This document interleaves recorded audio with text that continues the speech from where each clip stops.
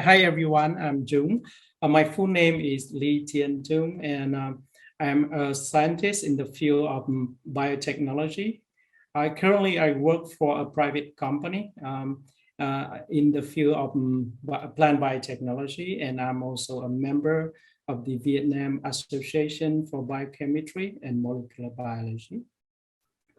And today I'm very happy to share with you my views on how networking and how I've been practicing my networking in the past 20 years of my careers. So in my opinion, a collaboration is a key to succeed not only in science, but in any aspects of life. We also know that scientific innovation often come at the intersection of multiple disciplines. Therefore, as a scientist, I maintain connection with various scientists and educators from diverse scientific background and across geographical areas. But we share a common value of networking. I set up and maintain my scientific network in both formal and informal capacities. Since each of us is only an expert in our very narrow area of science, we need to rely on each other to learn more about the topic that do not fall within our area of expertise. To do this effectively, I also need to have a very good idea who among my network I can trust for certain topic. In case there is a topic about which I don't know, I need to know to whom I should reach out for further advice. But at the same time, being part of the network of other trusted scientists, I may receive their proactive advice or a personal opinion on certain topic that they saw had been exaggerated or misled in the social media or in the media. So I am a fan of diversity and respect differences. So I believe each of the scientists might have different ideas as to what make an effective network. And to me, among other things, it should include three key elements. Do we have the right people with the right level of expertise in our network? Have we built mutually trusted relationship with each of the scientists in our network? Do we know the right level of interaction and the topic that are of interest to our network? Do we have a platform to interact?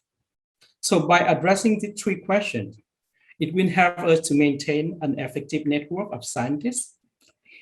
And my tip for the first question is, first one, to proactively participate in meeting of scientific society or association.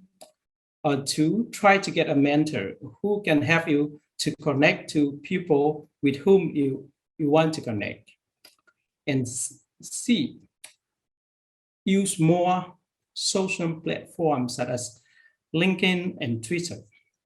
So with regard to the current outbreak of COVID-19, we know that there have been so much misleading and inaccurate information circulating in the media as well as the social media. Some of the research result was overclaimed. Some of it was misinterpreted. This all can lead to either false hopes or unnecessary fears.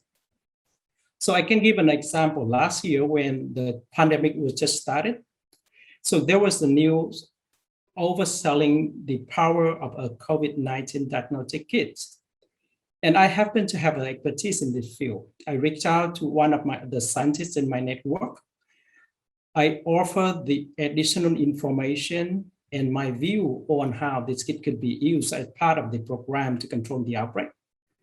And I also give why we should not all be over enthusiastic on the kit.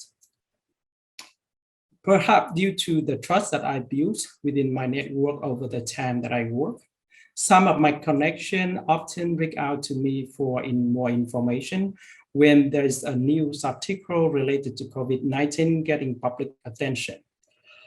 As you know, I'm not an expert in every field related to COVID-19. I had to reach out to other scientists in my network who had the experience and ask for their comments. I consolidated understand it, and share it back to the inquirers. All in all, if there is any advice that I want to make, it should be that do not restrict your network to only scientists in academia. It's more effective to extend our network to include scientists in the industry, scientists whose role is advising policymakers.